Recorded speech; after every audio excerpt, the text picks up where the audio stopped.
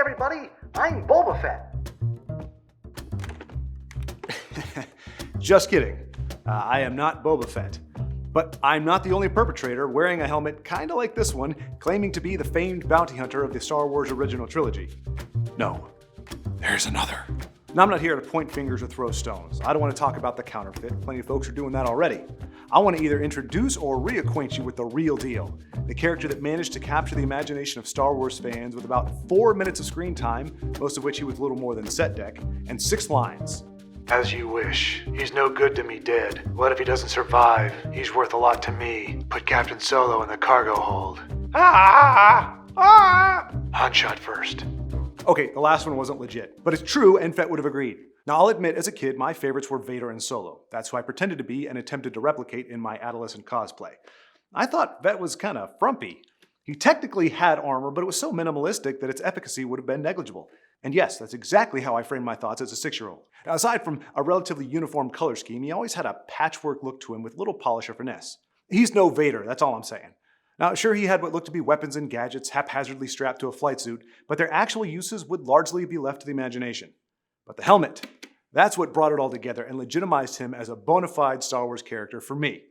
It had the Ralph McQuarrie touch, a wonderfully simplistic design. It elevated his ensemble and mystique exponentially and set him apart from his less impressive contemporaries like Dengar. More on him in a bit. Now, regardless of whether it was his cold demeanor, his weaponry, his nifty headwear, or his jetpack, Fett had fans. They really liked Fett. You might say they had a fetish. You will forget you ever heard me say that. I still have your respect and admiration. Speaking of respect, Boba may have lost some after what is perhaps the most ignoble demise of any character ever. Struck accidentally by a flailing blind man, his vaunted jetpack mysteriously malfunctions and propels the stalwart bounty hunter at the sail barge. He collides with its side in comedic fashion and then proceeds to tumble and roll in a manner bereft of all dignity before toppling into the pit and immediately eliciting a coarse burp from the beast. The only conceivable way it could have been more absurdly humiliating would be if the SFX department threw in some forced flatulence when he hit the barge. Now, before we go any further, I just want to toss a bit of fan fiction at you.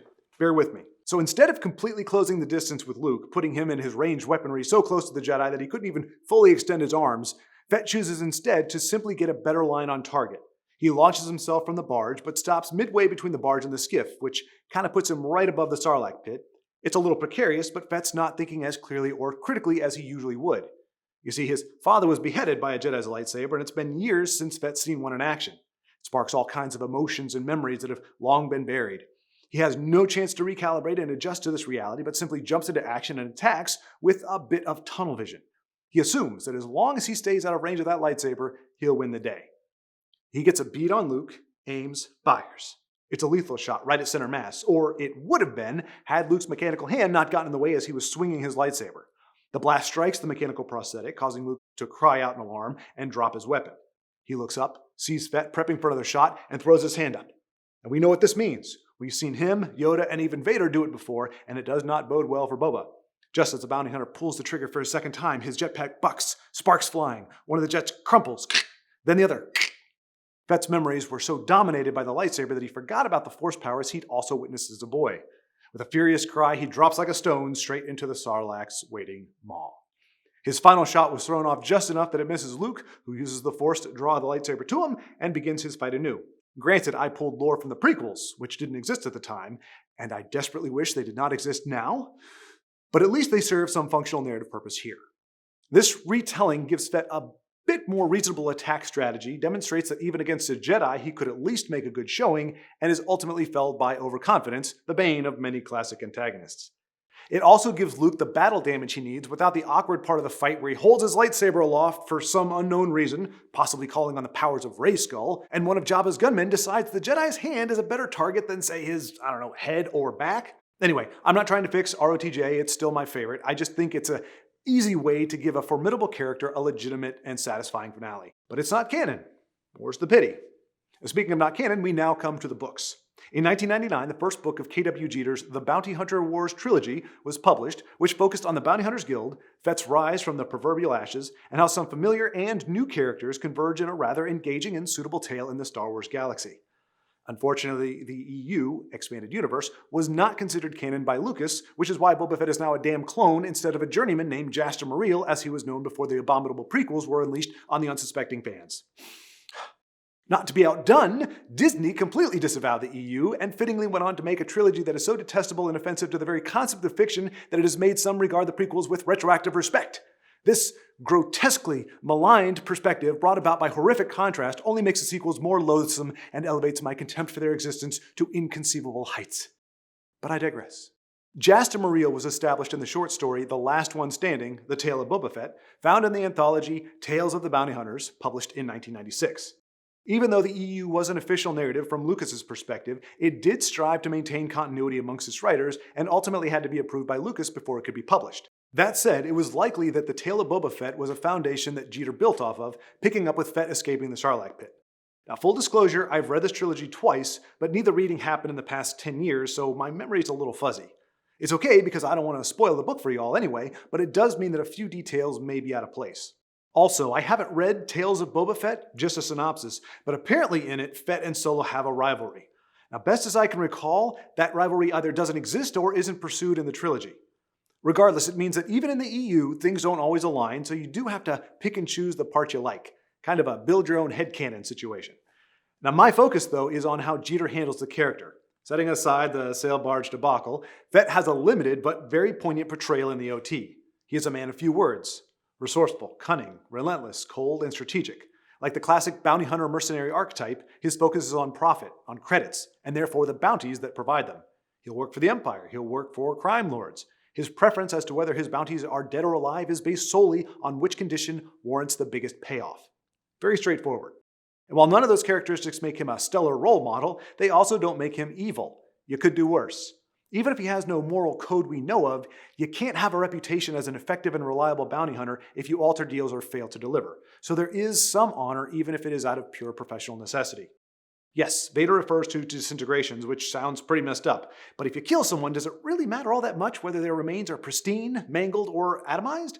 And let's not forget that Mando, who is presented to us as predominantly honorable and perhaps even good, carries and uses a weapon with disintegration capabilities. So what we have here is a relatively unique character in the Star Wars universe, aligned with neither good or evil. This is not someone who would have a fit of conscience just because he sees an adorable, bug-eyed baby alien, proceed to break the rules that keeps the guild running smoothly, and betray everyone he has ever had professional dealings with. Compassion and attachment don't equal profits. In fact, they mean more enemies, more complications, and without plot armor, almost certain death. I think all this can be easily extrapolated from the character just by watching the OT. And Jeter must have agreed because this is by and large the Boba Fett of his trilogy. When Fett crawls out of the pit, he is gravely injured with most of his armor and garb destroyed by the digestive enzymes and acids in the belly of the beast. Though his vast array of armaments and nifty armor enabled him to resist and escape the Sarlacc while others had been almost immediately incapacitated, they did not survive the encounter. He's found by none other than Dengar, the lumpy, unimpressive specimen I referred to earlier. Now here's the thing with Dengar. He's not all that great at his job, as you might have suspected. In fact, he's actually found a woman he loves, and he's going to retire from the bounty hunter racket altogether. Dengar decides to help his former competitor, partially because of the softness and compassion that love has cultivated in him, and partially because having someone of Fett's reputation and efficacy as an ally could be quite the boon, if he survives. But the author takes a moment to note that even without his armor and weapons, and heck, most of his clothes, marred, scarred, and barely clinging to life, Boba Fett was still regarded by Dengar as dangerous. Now let's face it, unless Fett was clenching a small weapon somewhere rather unfortunate and had unfathomable energy reserves, even Dengar could have offed him easily. The point is not that he was still a threat, but that even without all the trappings and teetering on death's doorstep, the man himself was still considered dangerous. It's pretty badass.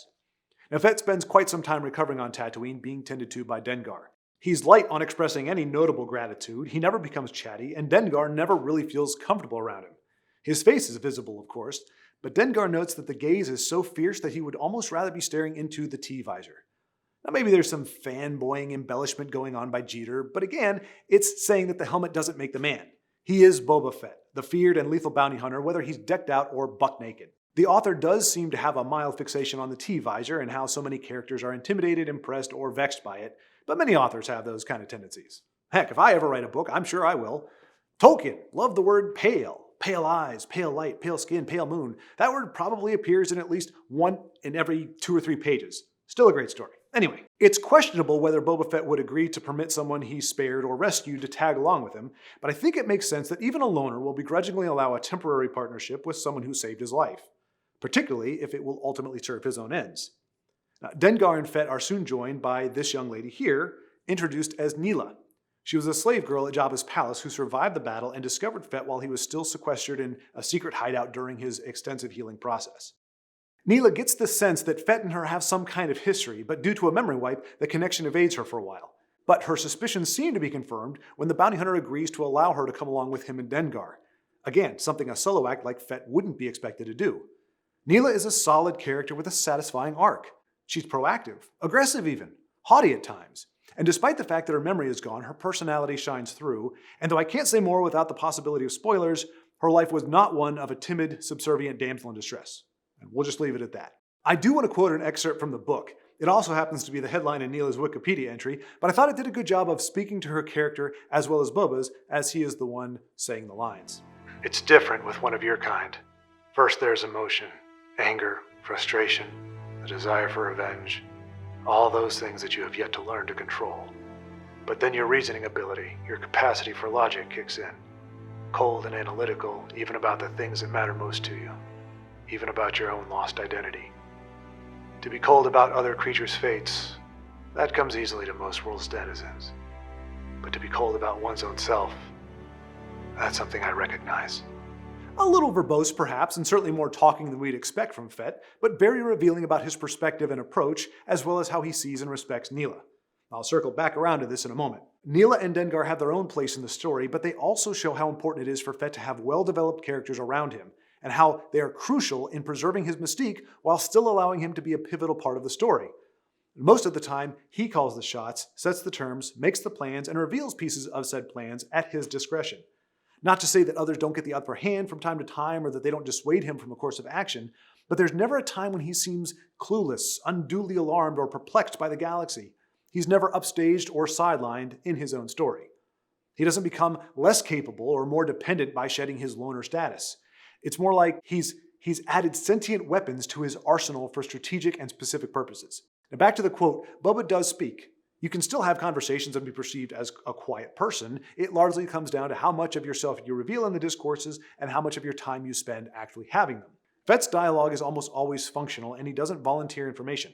If there's silence, he doesn't need to fill it. He functions as an introvert, which is probably why he resonates with me so much and why I appreciate that part of his character largely staying intact. These are books, though, so there's more expression and internal monologues than you'd find in a more visual medium, and adaptation would definitely change that dynamic. The quote addresses something else that affirms what we know or deduced from the OT. Fett isn't prone to fits of revenge. I've heard whispers of people saying Fett should be going after Luke and Han for defeating him, but I would argue that does not align with his character.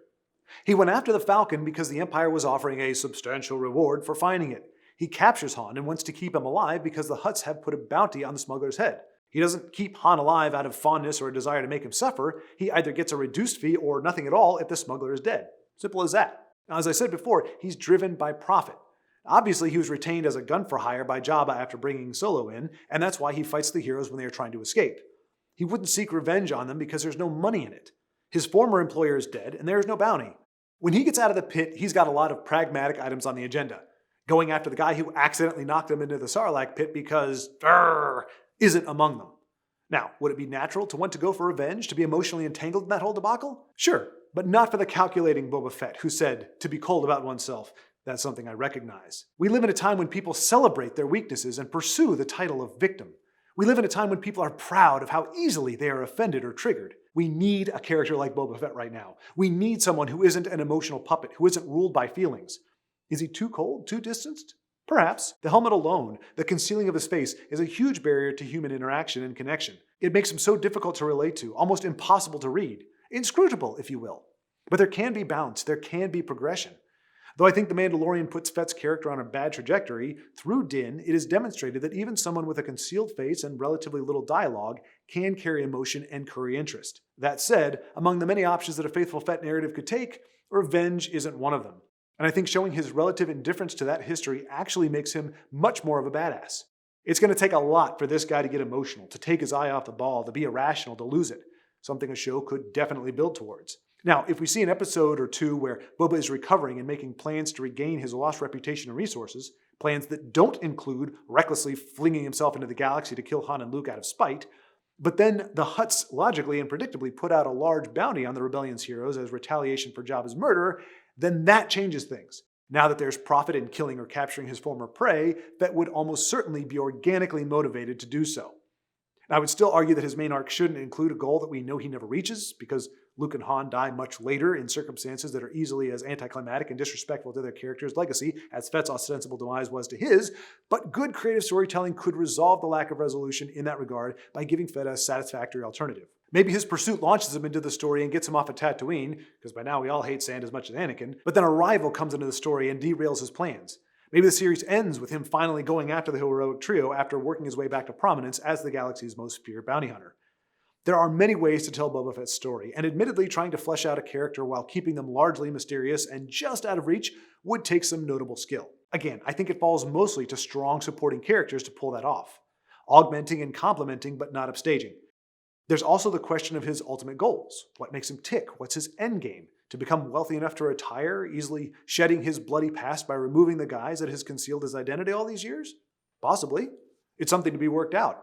Of course, that's not an option if he spends more time holding his helmet than wearing it. Now, I know for a fact there is at least one other person, the actor playing Boba Fett, who thinks Boba should say little and rarely, if ever, reveal his face.